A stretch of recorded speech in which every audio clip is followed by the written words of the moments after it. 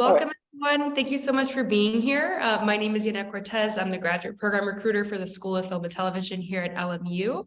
And today we have with us Eugene. He goes by Gino Brancolini. He is the graduate program director for the film and television production program here, and also an esteemed member of our faculty here.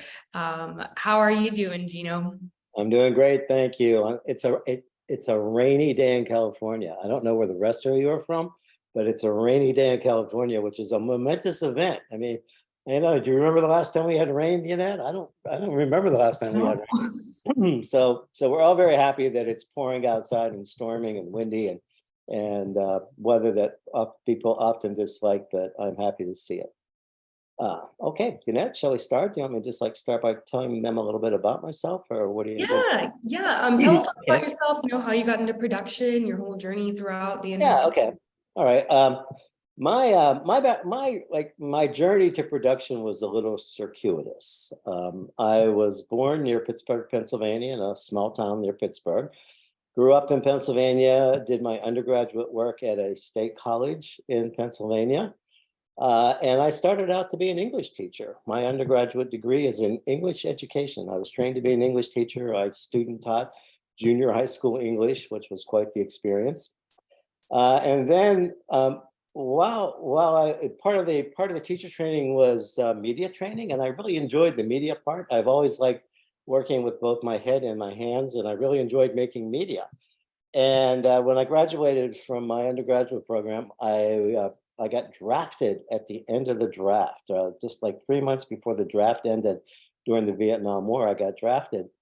So rather than end up in the infantry, I joined the Navy. I had like 2 weeks to join something else if I wanted to. So I joined the Navy, and I spent some training time in Florida, and I spent over a year in Iceland, and I spent almost a year in Italy.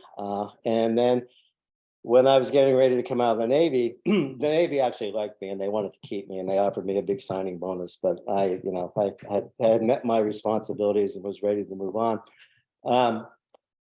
And I decided to go to graduate school and take advantage of my interest in media. And I went into a program in Pennsylvania that was educational film and television. And I obtained a master's degree in educational film and television. And then my first professional job was in New Jersey. Is there anybody here from New Jersey? Anybody from the East Coast? Where are you from, Sophia? I'm from Long Island. I go to Hofstra, so I know Dr. Peter Gershon, who I know that you went to school with. Yeah. Yeah, and Nick, where are you from? I'm actually from Rhode Island. I went to college in Worcester, Massachusetts at Holy Cross up there. Right. So East Coast for a long time, but now I'm in the Navy currently, finishing out my contract. Oh, okay. What's your rate? I'm an operations specialist.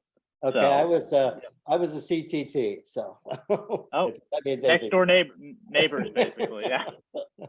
So anyway, I came out of the Navy, and I got my master's degree, and my first job was at Fairleigh Dickinson University in Madison, New Jersey, and I was a media producer for the university, and I did film, television, I did everything. It was a great first job because I learned how to do everything. It was a small department, and I did everything from shooting a single 35mm slide to producing and directing a 1-hour television documentary that aired on WNET television and the New Jersey network.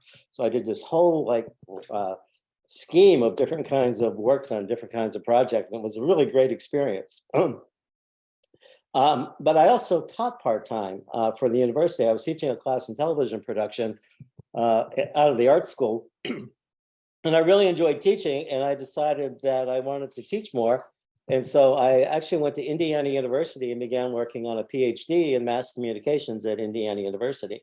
And while at Indiana University, I met my wife and started having children. And I was actually a really useful commodity for the program, because since I had worked as a media producer for 4 years, I knew things and I could do things. So they had me teaching courses, as the instructor of record, even though I was a graduate student. And I was also working part-time for the public television station called WTIU that is owned and operated by Indiana University. As I said, I got married, started having children, and a job seemed like a good idea once I started having kids. And this job opened up at the public television station that perfectly matched my background. So I applied for and got that job. And I became the director of educational services for the station. And in that capacity, I was directing all of the production of all of our educational film and television. We did a children's show. We did satellite broadcasting. We were broadcasting courses to potentially 350 sites around Indiana. And I did that for a decade, and then the station restructured. And I've always had a really strong interest in documentaries. So even though I was working as the director of educational services, I was also producing documentary television for the station. And the general manager decided to restructure the station, and he made me the director of both production and educational services. So for the next decade or so, I directed a production unit with we had about a $3 million budget, and I had 6 full-time producers working for me. And we did all sorts of local, regional, and national programming. I did a lot of political broadcasting stuff. I did a lot of documentary stuff. We did a children's show. We did a weekly local affairs show.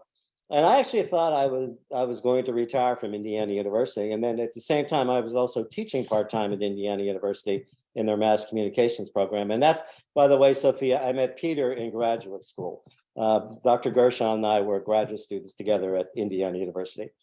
But my wife is from Southern California, and around 2006, her parents' health started to fail, and she's very important in the library world, the academic library world. So she was recruited by Loyola Marymount University as their new dean of libraries, and she actually helped design and build the library that is behind Samantha. And on the screen there, that round building is the library.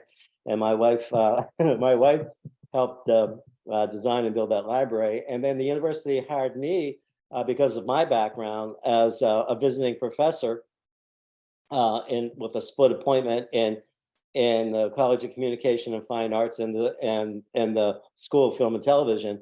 And then a year later, they offered me a full-time permanent appointment as a clinical professor. And then for several years, I had a split appointment teaching courses in advertising and public affairs in communications, and then teaching production courses in the School of Film and Television. And then about 5 years ago, I moved over to the School of Film and Television full-time and became the graduate director. And so now I'm the graduate director, and I teach production courses. I teach the introductory graduate directing course. I teach undergraduate producing and directing courses. I teach a course in pre-production for documentary filmmaking. And so I am able to do a lot of things, and I credit it all back to that very first job where I got a lot of experience in film and in various aspects of film and television. And I think there's a word of wisdom that comes out of that for prospective students, and it is learn everything you can. Because of that first job, I mean, I'm now at the position where I don't have to do a lot of things I did then. You know, I mean, if I want an editor, I can hire an editor. If I want a sound expert, I can hire a sound expert on a project. But because of that first job, I know the resources that people need to do their job, which was really helpful when I was directing the production unit. And I know if somebody's bullshitting me, oh, there you go, I slipped. I know if somebody's pulling my leg if they're asking for something that I know they don't need. You know, I know what people should be able to do with what resources, and it's because I've done, you know, just about everything. So that's my circuitous route, and that's how I got where I am. Quite a journey, Gino. Thank you for that. So you mentioned some of the classes that you teach at LMU in the program. Which one is your favorite class, and what are some of your... I really like teaching Prod 500, which is our fundamentals graduate class. If you all enter the program, it's the first directing class you'll take. And what I like about it is that it's the class is designed so you can explore different kinds of filmmaking and help identify your interests and help develop your voice. In fact, the subtitle of the class is Visions and Voice. And so in that class, we have you, we talk about what goes into filmmaking in general for a couple of weeks. And then we have a unit on experimental artistic filmmaking. We have a unit on documentary filmmaking. And then we have a unit on narrative fiction filmmaking. And in each of those units, you make a short, 3 to 5 minute film in one of those areas. And we also introduce each of those units with a guest speaker who is a working professional in that genre of filmmaking. So I really like teaching that class because I really like seeing students discovering interests they didn't know they had. Like we often have students come in and they've never made an art film, and all of a sudden they go, wow, this is really fun. This is really cool. I really like this. I thought I wouldn't, but I really do. Or we have students coming in saying, I always thought I wanted to be a narrative fiction filmmaker, but I really am enjoying this documentary project, and I think I'm really good at it. So, so it's fun for me to see how people grow. And then also, I also really enjoy teaching the documentary pre-production class, because my love is actually documentary. That's what I'm most interested in as a filmmaker. And so I enjoy helping other students to discover their passion and develop their passion for documentary. That's great. Are there any? We've got lots of great narrative fiction filmmakers. So it's another area, and another area where I'm strong is multi-camera television. Working in public broadcasting for 20 years, I got pretty good at multi-camera television. So that's an area that not a lot of people, at least on our faculty, have experience in. Are there any projects that you would say that have come across lately from students that are your favorite? Yeah, there is. During the pandemic, and you may have, I'm sure you came across this yourself as probably undergraduates, our students were working from home. And so they had to produce a film in their house using their family or their family and pets or siblings, whatever. And I had a student who did the most charming little documentary about their cat.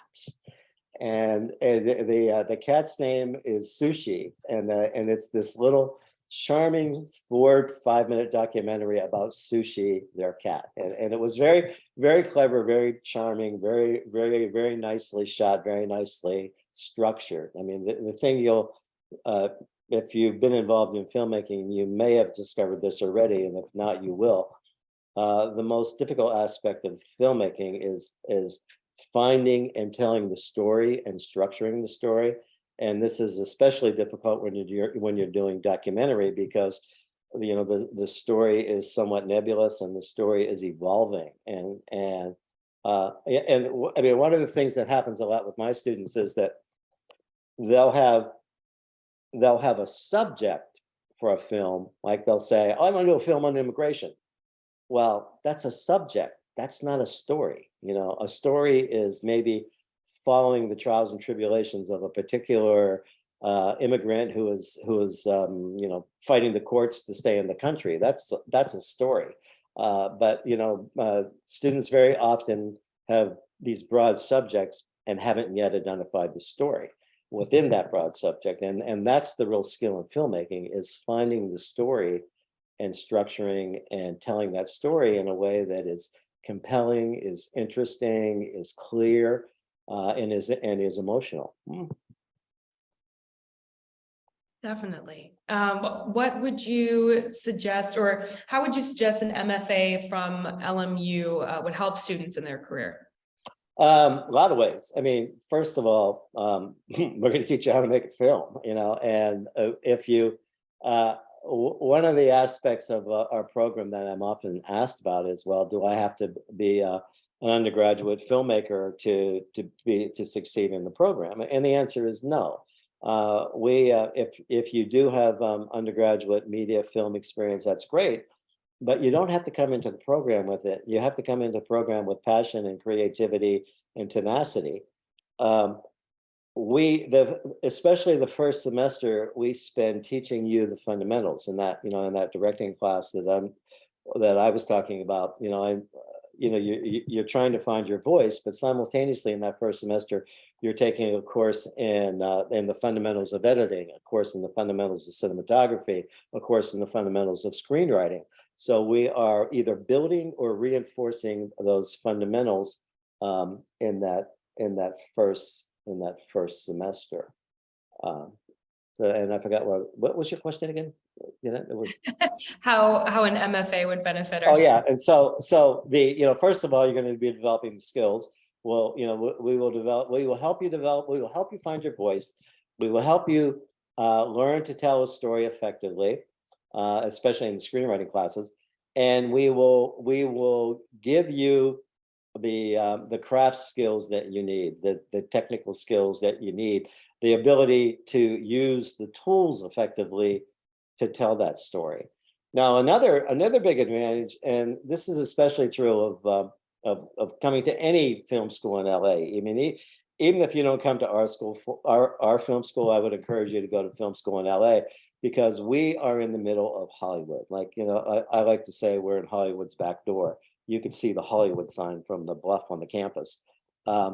And the big advantage of that is that we have access. First of all, we have access to a lot of time, a lot of really good part-time instructors who work full-time in the industry and want to give back by teaching a class, or just really interested in young people and helping develop young people. So we have a lot of really good part-time instructors, as well as our really good full-time instructors teaching in the program. We bring in a lot of people doing panel presentations, guest presentations, classroom speakers who are working in the industry. So you're making contacts with professionals working in the industry.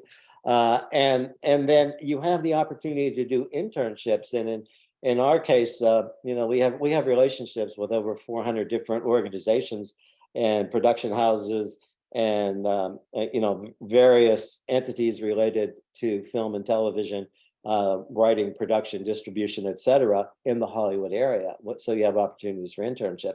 So one of the really big advantages of film school is that you're building a network. You are you're working with a cohort that you come in with, and frankly, you'll probably continue with a lot of those people throughout your career. I don't know if you watch the Academy Awards regularly, but often on the Academy Awards, you'll see somebody who's who'll say Mary here has been my cinematographer since we were in film school together. So you build these and the industry is a freelancer industry. You have to brand yourself. You have to build your brand, and you're going to have to learn to market yourself and sell your skills and build that network of people to help you to find work. You're gonna find work because you're going to work for somebody, maybe even as a student, and they're going to like the work you do. And then when they're out there in the industry and they're looking for somebody with your skills, they're going to say, hey, I worked with this person as a student, I'd like to bring him in. And we also have kind of, it's an unofficial policy that we do here at LMU that Yannette may have shared with you already at some point. But we have kind of like first in brings the next person along. So like if an LMU student goes into an internship and they're into an internship for a semester, when they leave that internship, they're recommending people behind them in the program who they think are strong to take over the internship that they're exiting. So we try to do that a lot. And I really can't stress this whole idea, how important this idea of networking is. Your success in the industry is going to be largely dependent upon the network that you can build. And anytime you have an opportunity to expand that network, you want to take that opportunity. And anytime you have an opportunity to work for somebody, you want to make sure that you impress that person. Like one of the best pieces of advice I ever got early in my career, when I was telling you that I had that first job in New Jersey as a media producer. And I was talking to one of my mentors in my master's program. in Pennsylvania, and I, and I said, wow, I'm a little nervous, I just like it's a different world being a student than actually being responsible for these projects and these budgets. And he said, if anybody asks if you can do something, if anybody says to you, can you lift the corner of this building, you answer how high, and then you get back on the phone to us and we'll help you like resolve any questions or difficulties that you might have. So that's my advice to you. If you get asked if you can lift the corner of the building, you say how high, okay? That's great advice. That was one of my next questions, was advice that you had for our guests here today. But yeah, what's your favorite part about working at LMU, Gino? The students. I mean, it's really a wonderful place to work. I've been associated with several universities in my lifetime, and I think LMU is probably my favorite for a lot of reasons. One of the reasons is the Jesuit values. Now, some people are either attracted to the school because it is, Jesuit and Catholic, and other people are maybe repulsed, thinking that might interfere with their filmmaking. Well, first of all, you can be as Catholic or not as Catholic as you want to be at Loyola Marymount University. If you want to practice your religion very devoutly, you can. If you want to totally ignore the Catholicism, you can do that too. It does not intrude upon the educational mission of the university. We do not place any constraints upon your filmmaking. We do not censor your filmmaking. You can make films pretty much about whatever you want to make films about. So it doesn't intrude. But the Jesuits have some really good values, and this whole sort of concentration on education in the service of others, and this they have a really keen sense of social justice, and these are all values that permeate the university. So we have a really keen sense of social justice. We have a keen sense of learning to help others. In fact, we like to see you make films that matter. We like to see you take on serious issues, and because a film can change the world. I mean, you all know this. A film can change the world. Now, when we don't necessarily care if you change the world as a graduate student, but we expect that someday you're going to go out there and change the world, and we're hoping to teach you the skills that would do that. And then the Jesuits also have a really important value of self-reflection, of analyzing the work that you've done and understanding how you can grow as a person. So I think all of those values are really important values. And I think one of the aspects of our program that is most pronounced is our emphasis on collaboration. We believe that when one person rises, everybody can rise with them. So we like to encourage what we call healthy competition, rather than what we suspect some of our competitors promote, perhaps a little more cutthroat competition. We firmly believe in the value of collaboration. We expect our students to be highly collaborative, and when you are highly collaborative, you will all be much more successful. Did I answer that question? Yeah, it definitely did. And that is so true. Again, if you ever get the chance to come out and visit our campus, you see that we have a lot of collaborative community spaces where students get to work alongside one another throughout our different programs as well. But yeah, that's about all the questions. And one of the other things we do there too, I don't know if, did you folks join the screenwriting professors, the Meet the Professor last week? Did you see Patty, or did you see any of the other presentations? Well, one of the things that we try really hard to do is that it's easy for screenwriters to bury themselves in their silo, and producers to bury themselves in their silo. And we really try to get those two groups working together. You are going to be most successful as a producer director, if that's your aspiration, by working with a good writer. And so we have activities where we try to break down those silos right from the get-go. We have an activity like the first week we're here, where we have the screenwriters working with the producer directors, so you all get to know each other, and so we can we could start to foster those friendships and collaborations very early in your academic career. Yeah, definitely. That's one of my favorite parts. We call it Story Rush. It's the first week before your classes, and you all get to collaborate and work with one another. It's really fun to see what the students create when they do get to work together. And one other thing I want to mention too about the importance of the MFA is the MFA is a terminal degree for teaching film and television production. So if you have aspirations of working in academia in film and television teaching, then the MFA is the terminal degree. So you get the MFA, and you are eligible for tenure track teaching jobs. Yeah, definitely. That's a great point as well. But that's all the questions I had for you, Gino. I'd like to open it up to our guests here. You can either raise your hand, unmute yourself, or put it in the chat. But yeah. There's something in the chat. What is that? Oh, welcome everyone. That's you. That was yeah.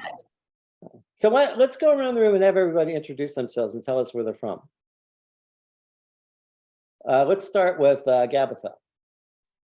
Hi, my name is Gabitha. I'm originally from Houston, Texas, but I just moved back to California, so I live in Southern California.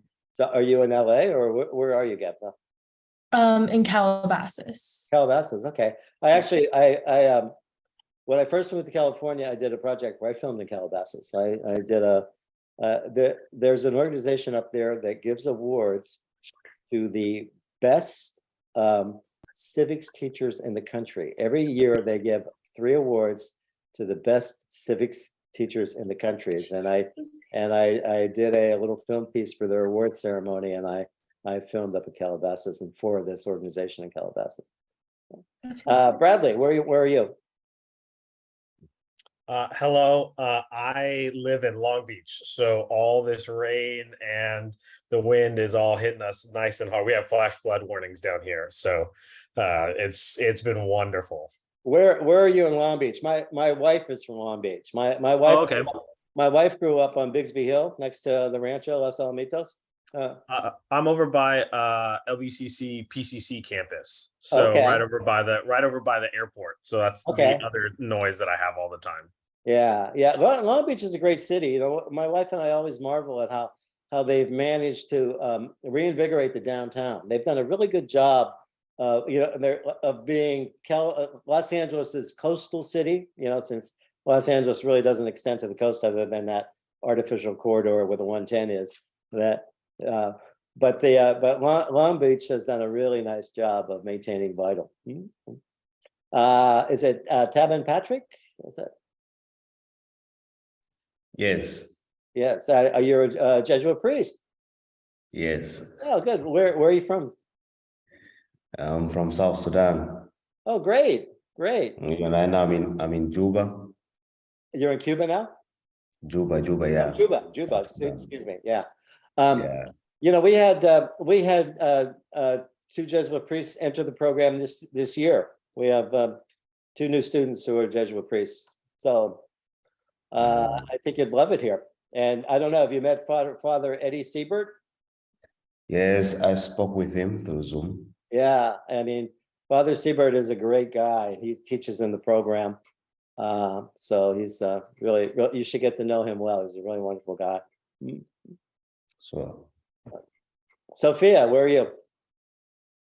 Hi, I'm Sophia. I'm from Ithaca, New York, but I'm currently going to Hofstra University, which is on Long Island. Yes, and you know Peter well. Yeah. Yes, I do know Peter very well. Professor Gershon. Yes. Yes. Well, tell Professor Gershon I said hello. I will. Nick, you're in the Navy. Where are you? Yes. So, hi everyone. I'm Nick Jorgensen. So I'm in the Navy. I originally was stationed in Pensacola for a bit, and then I moved to San Diego. So I'm currently in San Diego right now. And before that, I did some acting work. I was in Manhattan for about 2 years, waiting tables. Went to a conservatory, did a lot of theater and things there. And that was actually my major, was in theater. And I sort of wanted to serve, did that, and now I started creating film right before I joined, and then I started I've written a few scripts while I've been in the military, and now my my goal is to actually get into producing or creative producing once my time is up, which is in a few months. Which How is long have you crazy. been in, Nick? I've been in almost 4 years now. In 5 months, it'll be 4 years. I was trained at Corey Field in Pensacola. Does that still exist? Corey Field. It was where they were teaching the communication technician specialists. Yes, it does still exist. I was at a NATSI primarily because I was doing the air rescue training. The Naval Air Station.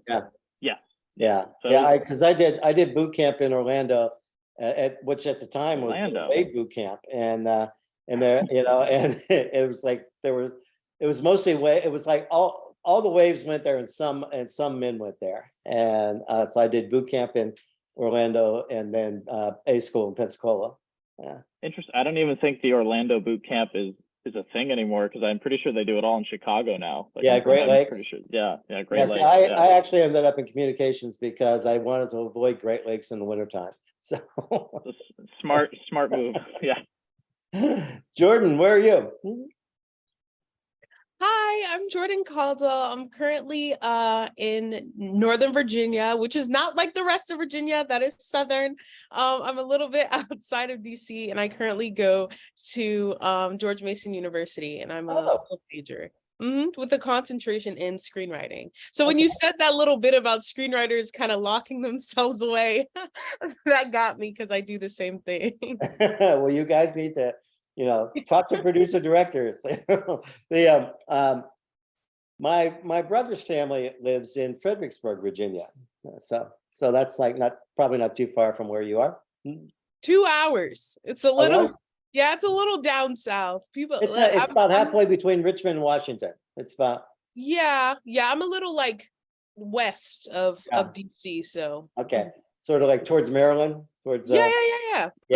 Because I used to drive. When I lived in Western Pennsylvania, I used to drive through Maryland down to DC a lot. Yeah. We're all like right on top of each other. So right. So Talia, you're not showing your face here, but are you there? Talia?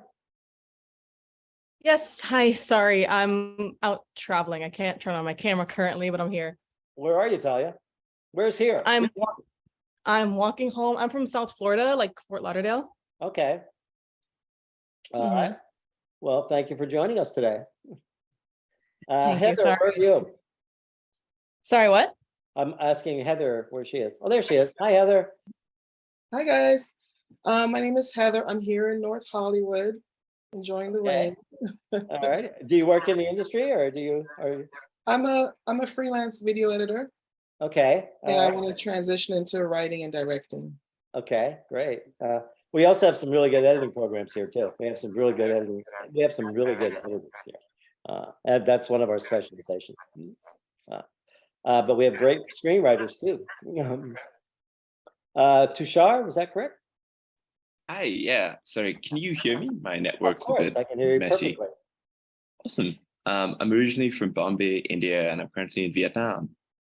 You're currently in Vietnam? Yep, I'm currently in Ho Chi Minh. Are you in Ho Chi Minh City, or where are you? I am in Ho Chi Minh. Oh, okay. I've been here for the last 2.5 years almost. Yeah. Well, we have several Indian students. We actually have a few Indian students in our current cohort. So if you want us to hook you up with an Indian student to get that sort of international perspective, we could do that. Yeah, that would be helpful. I had spoken to Yanet earlier, and I'll talk to Yanet about that, and I'll help identify someone for you. I'll email you, Tushar. Thank you. You're welcome. Thank you. And is it Atha Kotak? Yes, sir. Hello, Astha here, and I'm from India as well. I'm from India. So it's nice to see you. Nice to hear that someone else is also applying from India. And where in India are you? Are you in India right now? Yeah, I'm in India. Like I'm in my hometown in Bombay. Okay, great. All right. Well, it's nice to meet you all, and thank you for your interest in our program. Are there any questions I can answer for you? Anything about the program, or? Actually, I had. So basically, I'm not doing my bachelor's in a field related to film. I'm doing my bachelor's in business management right now. And like I'm interested in editing as a specialization, and I'm working on my editing projects and stuff on my own. So am I eligible for the program because I'm not doing my bachelor's in No, as I said earlier, we have students come in who don't have a film background.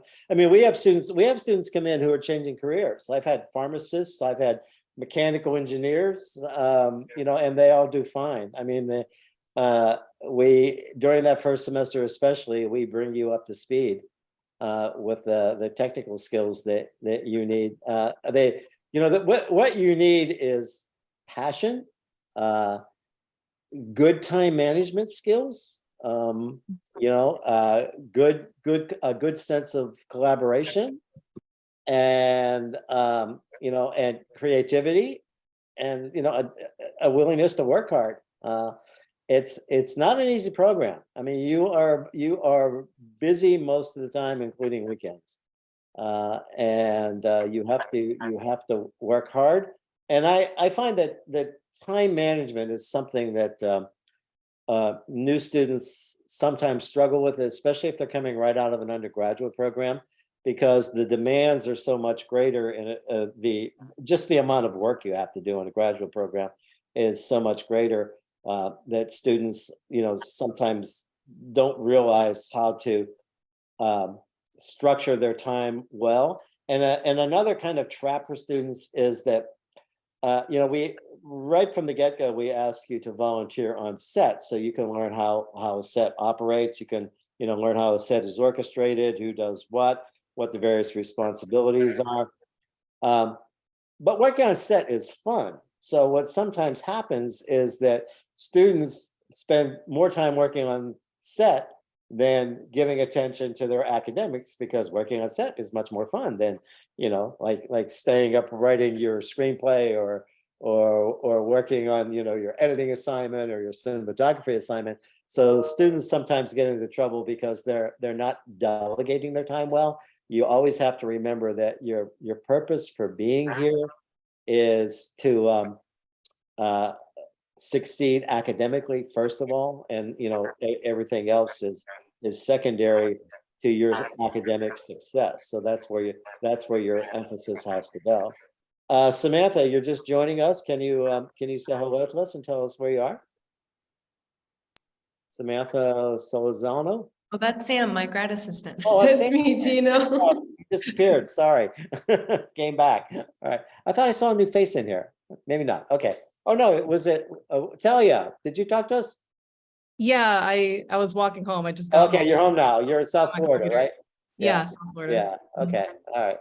So anyway, like time management is important. It's important that you learn to allocate your time well and allocate your time effectively. We generally, especially the first semester, don't want our students working. I mean, if your economic circumstances are really extreme, you might get away with it, but you don't want to fall into the trap where working is preventing you from making that transition into your academic program. Now, once you're comfortable and you get a better sense of time management, you get a better sense of the workload, you get a better sense of your own capabilities, then most of our students work. We have a lot of part-time jobs on campus. Somebody has their mic on, feeding back. Is it Heather? Do you want to mute? And so we sometimes have students who kind of fall into the trap of trying to work full time and go to graduate school, and that rarely works out well. Do you have questions? Is there something? Yeah, we've got a couple hands raised. Jordan's got their hand raised, as well as Nick, Tushar, and Gabitha. So I can call off on them, but Jordan, you can go ahead and go first. You kind of brought up a good point about how people transition into grad school, especially coming from undergrad. I was really kind of curious about how the 3 years are structured, and if there is opportunities for the students to kind of like concentrate or something, or if it's like guided all the way through. Now, Jordan, you're interested in writing though, right? Or Yes, I am. I went to this meeting because I was kind of debating back and forth between the two programs, but I wasn't really sure what the 3 years were looking like. Well, I don't know the writing program of course, as well as I know the production programs, and some of the production graduate director. But I think my observation on the writing program is that you spend a lot of time on the first year, probably with fundamentals. You spend a lot of time in the second year learning to rewrite and expand into different kinds of writing, and then the third year is used to help you enter the industry. There are a lot of activities and courses that are industry related and set you up with opportunities to transition into the industry. Now, Yannette, I don't know, can you offer any additional insight on that? Yeah, absolutely. I mean, you were spot on with that. Jordan, I'm also, open to meet with you one-on-one to go through the application thoroughly and the program as well. And then Sam, who is here, she's our third year writing for the screen student. So you can also pick her brain candidly as a current student in a separate meeting as well. But I'll message you so we can set that up. Sam, is there anything you want to add right now that would be helpful for Jordan? No, Gina, you got it spot on, like exactly what you were saying with those 3 years. Especially for the writing for the screen program, it really is like emphasis on like those 3 years. That first year is basically introductory. And our spring semesters are our rewrite semesters. So what we do write in the fall, we rewrite specifically for the spring, because we do want to enhance that process of going back and looking over your work to see like, so you don't just write it and then sit on it and forget about it. We want you to really like practice, fine tuning your skills and improving, because while you can make a great script, it can always be better. And in terms of the production MFA, the first 3 semesters are the same for everybody, but around November of your 3rd semester, you declare a specialization, and we have 5 specializations: directing fiction, directing nonfiction, editing, cinematography, and creative producing. So in that 3rd semester, you declare your specialization, and then your following 3 semesters are kind of tailored towards that specialization. The courses you take will relate more towards that specialization, depending on what it is. So like if you specialize in editing, for instance, you might take courses in advanced color correction, or digital special effects, or in those last semesters. Everybody is required to make everybody in the production track is required to make two significant films. That first semester, that course I was telling you about that I teach, you make these short films.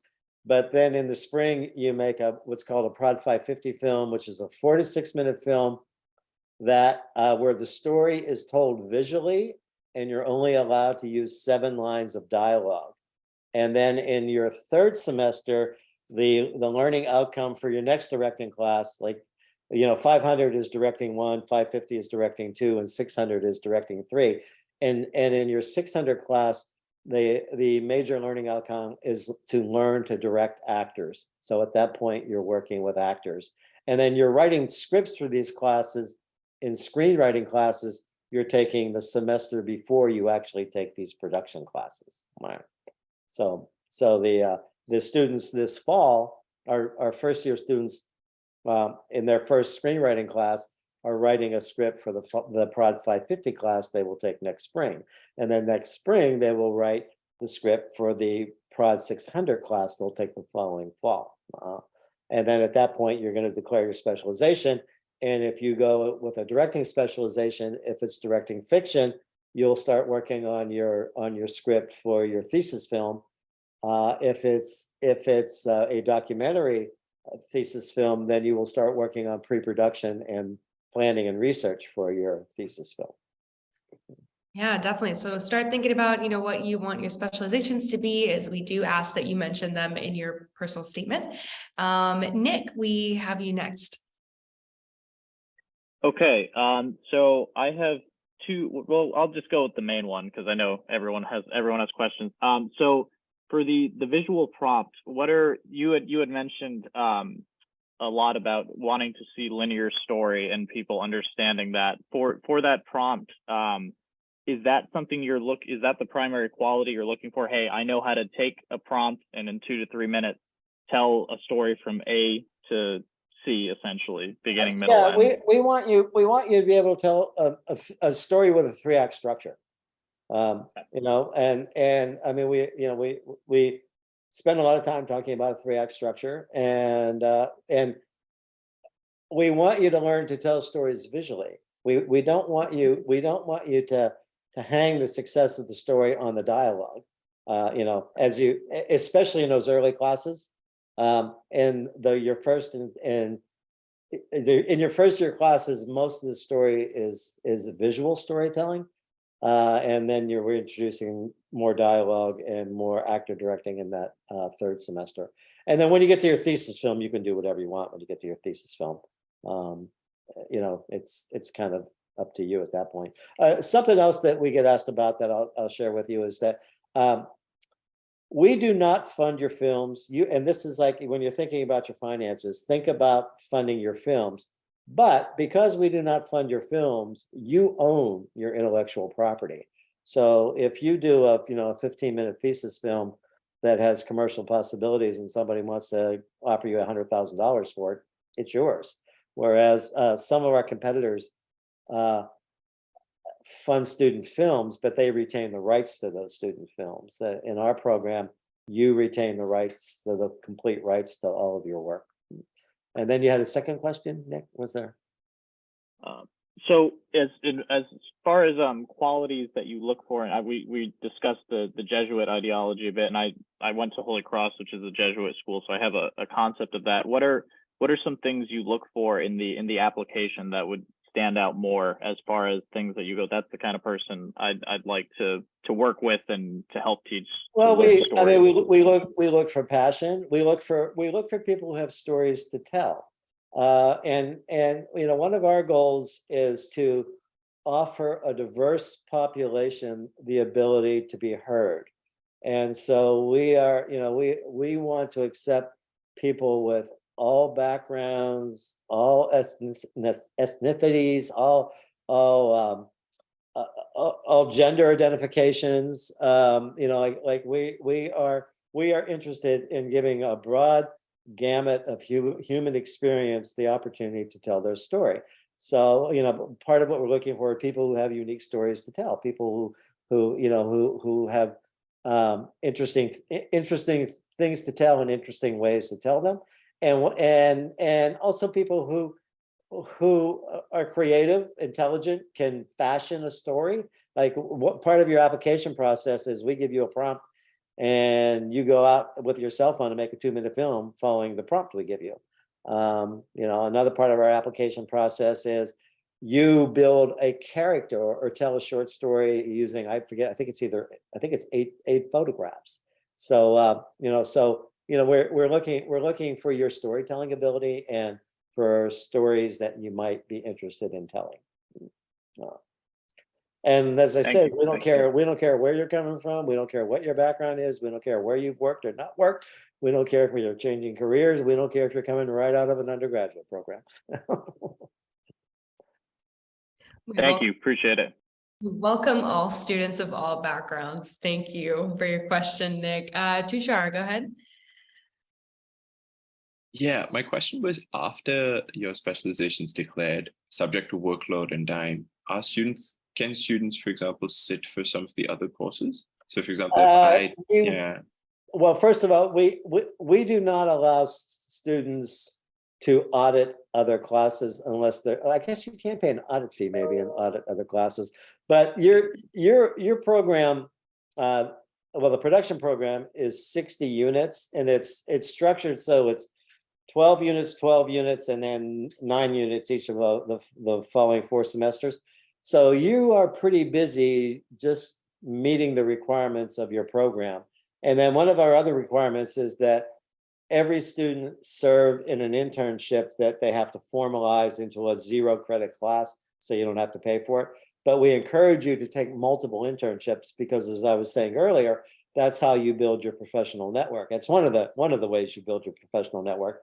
So you're probably not going to have time to take courses that don't relate to your specialization. Although there's a fair amount of flexibility within the specialization. So like you can be producing or a directing specializer or an editing specializer, and there are some screenwriting courses you could take. I think like feature film might be one of them.